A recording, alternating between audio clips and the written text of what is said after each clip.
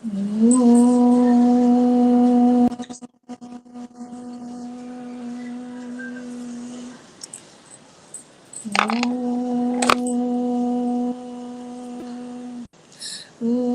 భూర్భువస్వః తత్సవితుర్వరేణ్యం భర్గో దేవస్య ధీమహి ధియో యో నః ప్రచోదయాత్. ఓం అసతో మా సద్గమయ తమసో మా జ్యోతిర్గమయ మృత్యోర్మా అమృతం గమయ.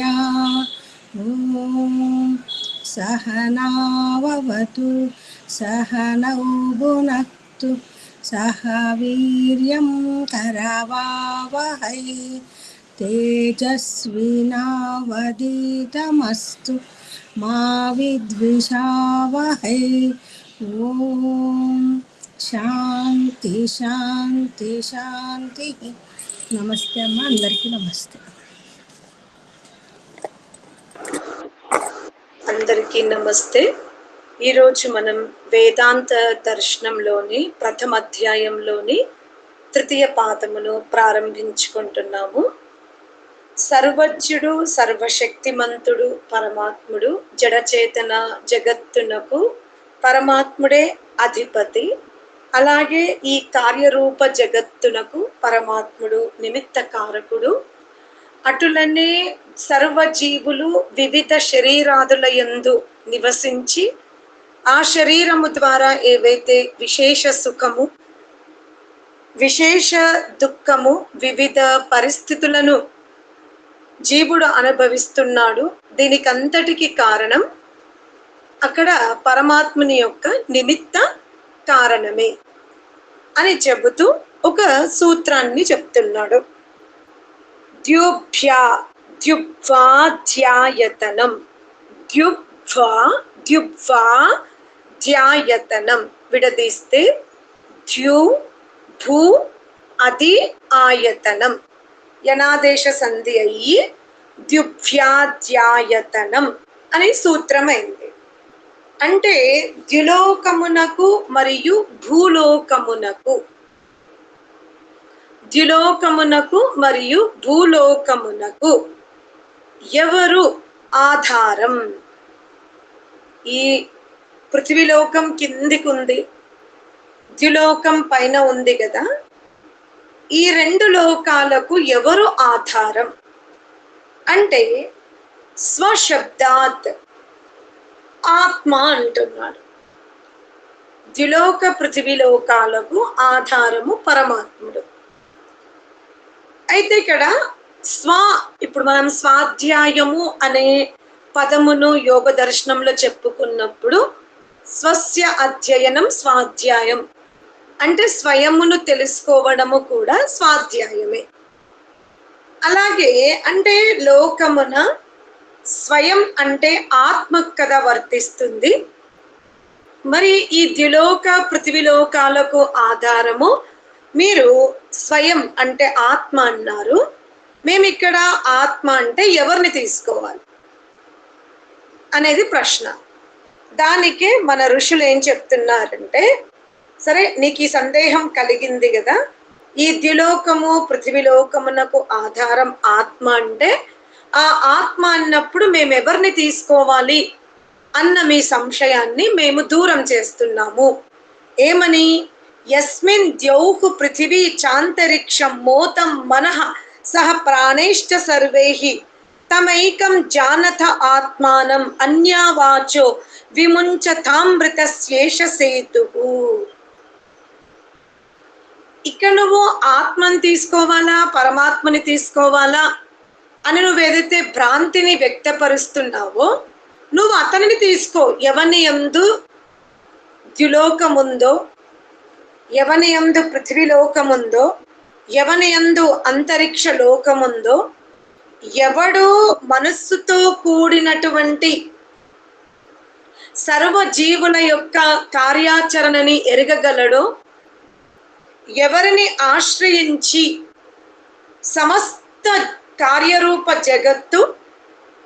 సర్వ ప్రాణులు శరీరాదుల యందు ఉన్నారో అతనినే నీవు తెలుసుకో. అతనే ఈ ద్విలోకమునకు పృథివిలోకమునకు స్వామి. మరి ఆత్మకు అంతటి శక్తి ఉందా అంటే ఉందా? ఆత్మకి ద్విలోకమును, పృథివిలోకమును, అంతరిక్ష లోకములను, అలాగే సర్వ జీవులకు క్రమబద్ధముగా, న్యాయబద్ధముగా, వెనక ముందు కాకుండా కర్మ ఫలాలను ఇచ్చే సామర్థ్యం ఆత్మకి ఉందా? లేదు. లేదు.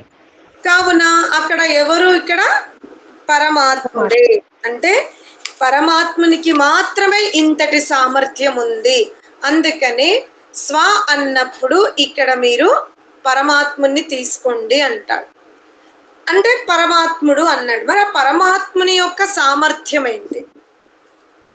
పరమాత్ముని యొక్క సామర్థ్యం ఏంటి అంటే ఏం చెప్తున్నాడు అంటే ఏన ద్యౌరుగ్ర పృథివీ చ దృఢ ఏన స్వః స్థభితం ఏన నాకః.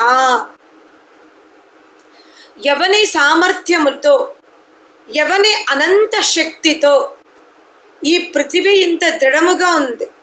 ఈరోజు మనం పెద్ద పెద్ద అపార్ట్మెంట్స్ కట్టుకుంటున్నప్పుడు కింది ఇప్పుడు మనం ఒక 21 అంతస్తులో ఉన్నాం అనుకోండి.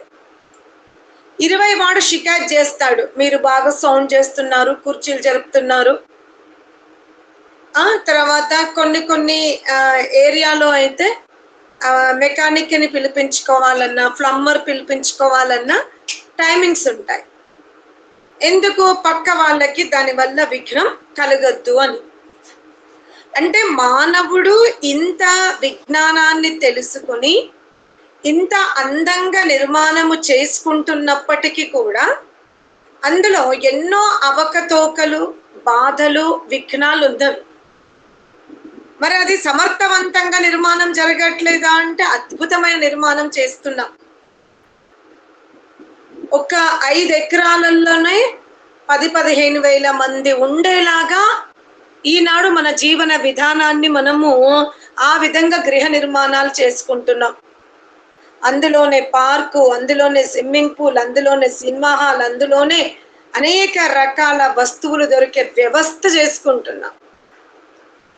ఎంత చిన్న గ్రామమైనా 20-30 ఎకరాల మధ్యలో ఉంటుంది.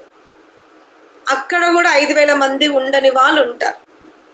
3,000, 1,500, 500. కానీ గ్రామం ఎంత పొడుగు ఉంటుంది అంటే 11 ఎకరాలు, 12 ఎకరాలు, కొన్ని కిలోమీటర్లు ఉంటుంది. జనాభా ఎంత ఉందంటే 3,000. కానీ అదే మనం ఈనాడు పట్టణములో ఒక 5-6 ఎకరాలలోనే 10 నుంచి 15 వేల మధ్యలో మళ్ళీ కార్లు, అందులోనే పిల్లల స్కూల్ బస్సులు, ఎంత వ్యవస్థ చేసుకుంటున్నాం.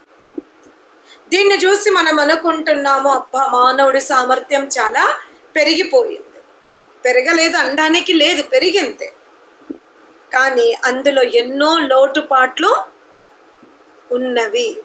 కానీ ఈశ్వరీయ కార్య జగత్తు చూడండి, పృథివీని చూడండి, ఎంత విశాలముగా ఉంది. అలాగే ద్విలోకములో ఉన్నటువంటి సూర్యుణ్ణి, చంద్రుణ్ణి, నక్షత్రాలని, ఆ వ్యవస్థ చూడండి. వర్ణించడానికి వీలు లేనంతగా శిల్పకారకుడుగా ఆ పరమాత్ముడు ఉన్నాడు. అందుకనే ఋషులందరూ కూడా, మామూలుగా మనం అందరము కూడా నేడు సమాజంలో ధనవంతుల్ని ఇష్టపడుతున్నాం.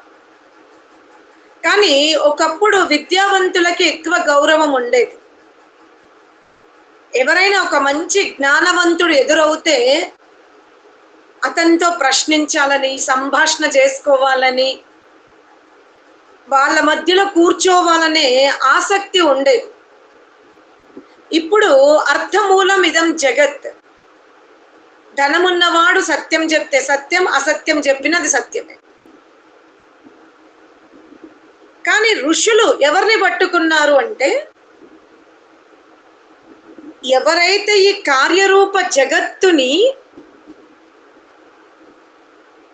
తృణము కంటే కూడా, అంటే తిలగింజ, నువ్వు గింజలాగా కూడా వంకబెట్టలేనంతగా ఈ పృథివిని అందంగా తయారు చేశాడే. అలా మనం అప్పుడప్పుడు వెళ్తూ ఉంటే, ముఖ్యంగా మనం ఆంధ్ర సైడ్ వెళ్తూ ఉంటే ట్రైన్లో మీకు పృథివీ చాలా దూరం వరకు కిటికీ నుండి ఆ వాతావరణాన్ని మనం ఆహ్లాద చూస్తుంటే చిలుకపచ్చ రంగులో భూమి ఒక వస్త్రం కట్టుకున్నట్టుగా కనబడుతుంది.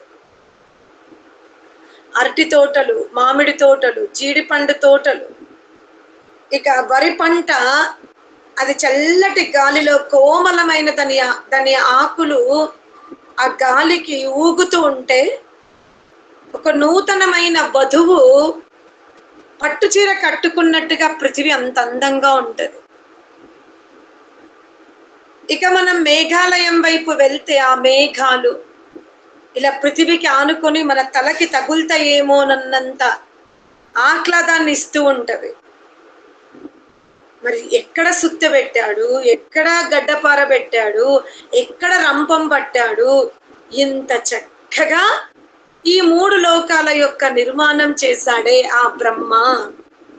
అందుకనేమంటున్నాడు, స్కంభో దాధార ద్యావా పృథివీ ఉభే ఇమే స్కంభో దాధార ఉరువంతరిక్షం.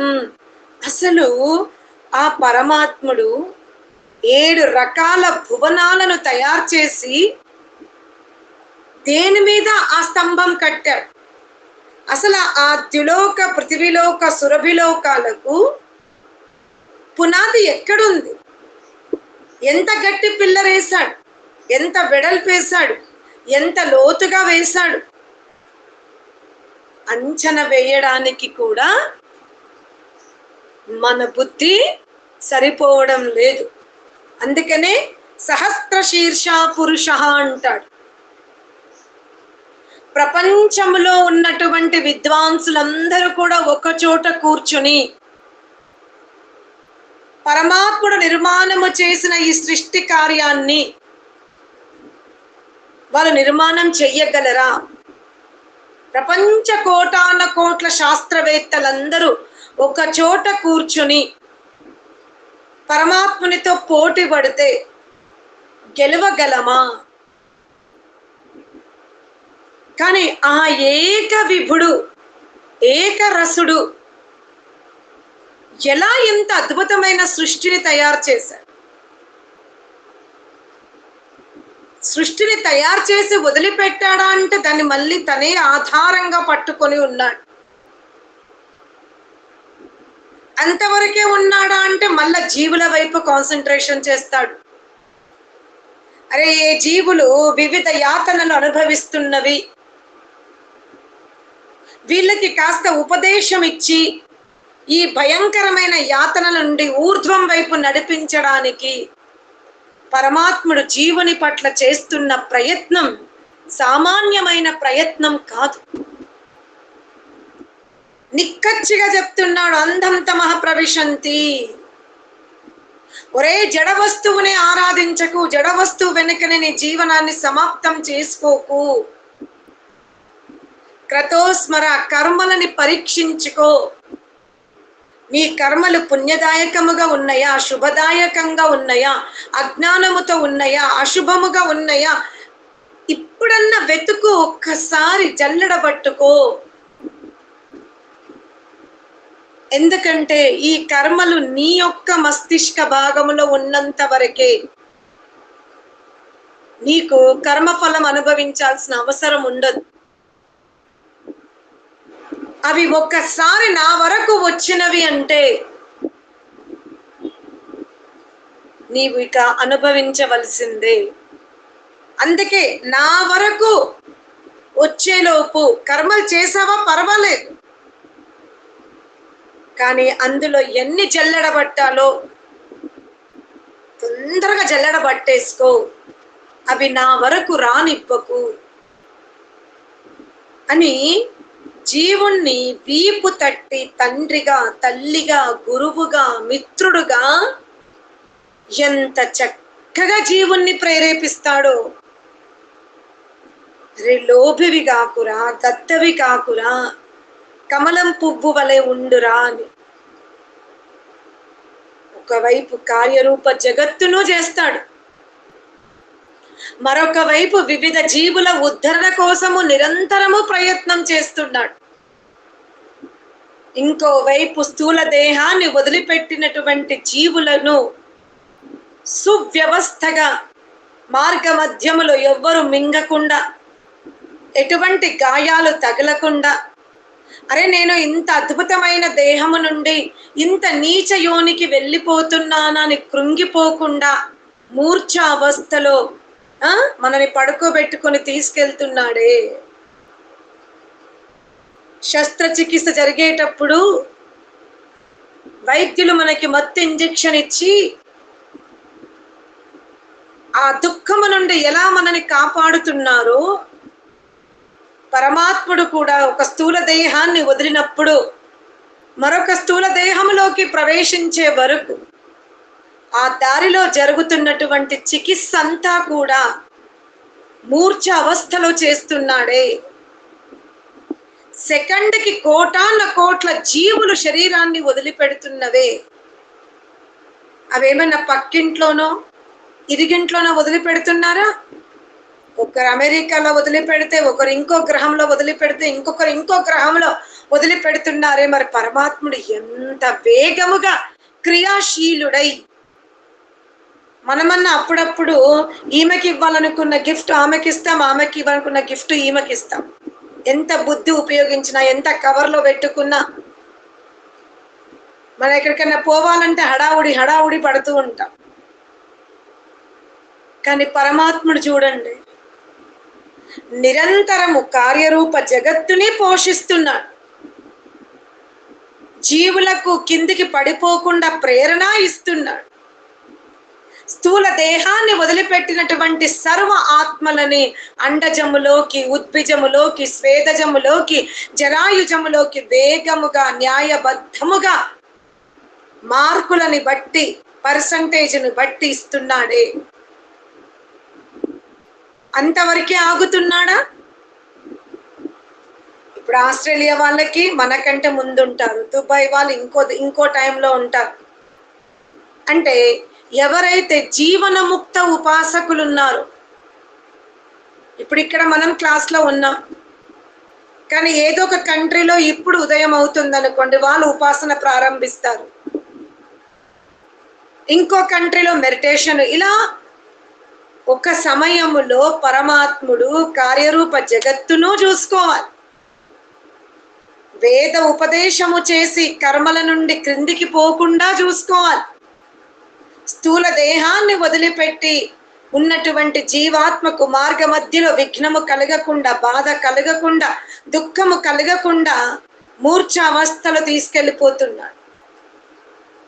అలాగే ఎవరైతే పరమాత్ముని యొక్క ఉపాసన హృదయ మందిరములో చేస్తున్నారో, సమయ నిర్ధారణ లేదు, ఎవరికి ఎప్పుడు కుదిరితే ఆ సూర్యుని కాలముతో సంబంధం ఉండి మనము లేచి సూర్యుని యొక్క పరిక్రమముతో 3 అవుతుందంటే అప్పుడు 3 అయిందని, 5 అవుతుందంటే 5 అయిందని, అప్పుడు మనము సూర్యుని దృష్టిలో పెట్టుకుని, అతని కాల నియమాన్ని దృష్టిలో పెట్టుకుని ధ్యానం చేస్తున్నటువంటి సర్వ జీవన ముక్తులకు హృదయ మందిరములో దర్శనము ఇవ్వాలి. ఎంత క్రియాశీలుడైతే, ఎంత వేగముగా ఉంటే, ఎంత సమర్థుడైతే నిరంతరము ఇదే పని చేస్తున్నాడు. మనం అనుకోవచ్చు, ఇంత కష్టం ఎందుకమ్మా దేవుడికి, హాయిగా ఈ సృష్టిని చెయ్యకపోతే దేవుడికి పనే ఉండదు కదా అని. అరే నువ్వు స్థూల దేహము లేనప్పుడు కూడా నీ మనస్సులో కోరికలు ఉన్నవి కదా. మీరు పడుకున్నప్పుడు ఎన్ని కలలు కంటారు, మీ స్వప్నంలో మీరు ఎన్ని డ్రీములు చూస్తారు, ఎంత ఊహ ఉంటది. ఇలా కూర్చొనే మనం ఏదో ఎక్కడికో వెళ్ళిపోతాం. మరి తండ్రిగా, తల్లిగా ఈ జీవుడు అంతర్గతంగా ఏవైతే కలలు కంటున్నాడో, అవి తీరాలని కోరుకుంటున్నాడో, మరి ప్రళయ సమయములో జీవుడు ఏవైతే కోరికల్ని అంతర్గతంగా వ్యక్తపరుస్తున్నాడో మరి ఆ తీర్చడానికి పరమాత్మునికి ఈ కార్యరూప జగత్తు నిర్మాణం చేయాల్సి వచ్చింది. మనం పరమాత్ముని ఈ సృష్టి కార్యం చెయ్యకపోతే బాగుండు అంటున్నాం. కానీ నిరంతరము మనము మన మనస్సులో ఎన్ని కోరికలతో ఉంటామో చూడండి. అందుకనే జీవుని యొక్క కోరికల కారణముగానే ఈ కార్యరూప జగత్తు యొక్క నిర్మాణం పరమాత్మనికి ప్రతిసారి చెయ్యవలసి వస్తుంది. అందుకనే సర్వమునకు పరమాత్ముడే ఆధారం. అప్పుడప్పుడు పరమాత్మని శాస్త్రం ఆత్మ అంటుంది. ఆత్మ అన్నంత మాత్రాన శరీరధారి అయిన జీవుడు కాదు, సృష్టికర్త అయిన బ్రహ్మనే. మరి ఇంత సమర్థుడైన బ్రహ్మని అన్ని ఆత్మలు చూడగలుగుతాయా? ఏదైతే కార్యరూప జగత్తుని చేస్తున్నాడు, సర్వ జీవులకు వివిధ శరీరాలు ఇస్తున్నాడు, మెడిటేషన్ చేసుకున్న వాళ్ళకి ఆనందము ఇస్తున్నాడు, మోక్షధామంలో ముక్తిని ఇస్తున్నాడు. ఎక్కడైనా గ్రహ ఉపగ్రహాలలో ప్రళయము జరిగితే మళ్ళీ ఆ జీవులను తీసుకొచ్చి ఇంకో గ్రహంలో కూర్చోబెడుతున్నాడు. నావికుడు అవుతున్నాడు, సేవకుడు అవుతున్నాడు, పైలట్ అవుతున్నాడు, వైద్యుడు అవుతున్నాడు, గురువు అవుతున్నాడు, మిత్రుడు అవుతున్నాడు, నిరంతరము శ్మశాన వాటిక కాపరివాడు అవుతున్నాడు. కానీ ఏ జీవుని పట్ల కోపము లేదు, అన్యాయము లేదు, అధర్మాచరణ లేదు. మరి అటువంటి బ్రహ్మని ఇప్పుడు మనం ఒక దేహము నుండి ఇంకో దేహములోకి వెళ్ళేటప్పుడు మా అమ్మ నన్ను చాలా ప్రేమిస్తుందండి, మా ఆయన నన్ను చాలా ప్రేమిస్తాడు, నా భార్య అంటే నాకు చాలా ఇష్టం అండి. ఇన్ని ఇష్టాలతో ఉన్న మీరు ఎవరైనా మీ నాన్న పోతున్నప్పుడు, మీ అమ్మ పోతున్నప్పుడు, నీ భార్య పోతున్నప్పుడు, నీ భర్త పోతున్నప్పుడు, సంతానం పోతున్నప్పుడు, మిత్రుడు పోతున్నప్పుడు, బంధువులు పోతున్నప్పుడు మరి ఆ ఆత్మని క్షేమంగా ఎక్కడ ఒక చోట చేర్చే వరకు నడుస్తున్నారా? ఎవరైనా నడిచారా? మీ మిత్రుని యొక్క ఆత్మను పరమాత్మ నువ్వు అక్కడ కూర్చో, నేను చాలా శక్తివంతుణ్ణి, ఈ ఆత్మను తీసుకెళ్ళి నేను అక్కడ భద్రంగా కూర్చోబెట్టి వస్తాను అని ఎప్పుడైనా మనం ఇంత శ్రేష్టమైన పని చెయ్యగలిగామా? వదిలిపెట్టిన స్థూల దేహమే భస్మం చెయ్యాలి అంటే అబ్బా ఎండ ఎక్కువైపోతుంది, వైదిక పద్ధతిలో చేస్తే కళ్ళు మండుతుంది, చెమట వడదెబ్బ కొడుతుంది. అందుకనే అమ్మాయి ఆనయాతిగా వైదిక పద్ధతిలో చెయ్యండి, కానీ మంత్రాలు తక్కువ చదవండి. ఒక్క అతనితో 40 ఏండ్లు, 50 ఏండ్లు, 60 ఏండ్లు, 70 ఏండ్లు ఎంతో అనుభూతిని పొందినటువంటి వ్యక్తి స్థూల దేహాన్ని భస్మం చెయ్యాలంటే మనకు 40 నిమిషాలు 30 నిమిషాలు కష్టమైంది. ఒకప్పుడైతే గ్రామంలో చనిపోతే శవం వెళ్ళే వరకు తలుపులు తెరిచి ఆపనాలు తెరిచేవారు కాదు, వంట చేసుకునే వాళ్ళు కాదు, బావి దగ్గర నీళ్లు తవ్వే వాళ్ళు కాదు, చెరువు దగ్గరికి వెళ్ళి బట్టలు పిండే వాళ్ళు కూడా కాదు. గ్రామమే అలా ఉండేది. ఇక చనిపోయిన వాళ్ళ ఇంట్లో చాయ్ మరిగేదా, ఇడ్లీలు తినేవాళ్ళ, దోశలు తినేవాళ్ళ?